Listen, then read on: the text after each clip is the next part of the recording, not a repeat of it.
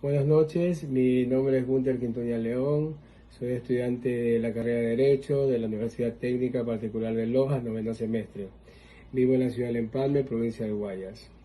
En cuanto a los artículos que leí, sus autores tienen conceptos e ideas polarizadas. Por un lado, Julián Macías defiende los derechos de la vida desde la concepción y Mary Warren defiende los derechos de decisión de la mujer. La teoría sustancialista indica que todo ser dotado de materia, de forma y racionalidad, Julián Marías en su artículo La visión antropológica del aborto sostiene que la existencia no se trata de algo, sino de alguien. La vida humana no es una cosa, sino más bien él la trata como una persona.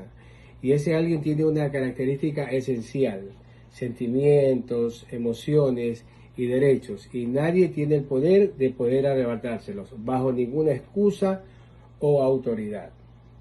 Las teorías más recientes basadas en la autoconciencia nos indican que el ser humano toma conciencia de su relación con el mundo, con su conducta, sus actos, pensamientos y sentimientos, de sus deseos y también intereses.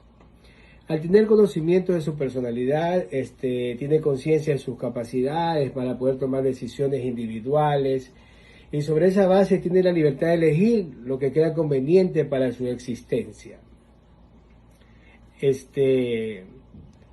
Al tener conocimiento de su personalidad, Marian Warren indica que el feto, al carecer de una relación social, carece de autoconciencia, por lo tanto no se lo reconoce como persona.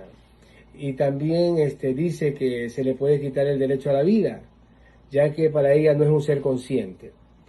La mujer, por otro lado, tiene conciencia y libertad de elegir lo que más le resulte bueno para su vida.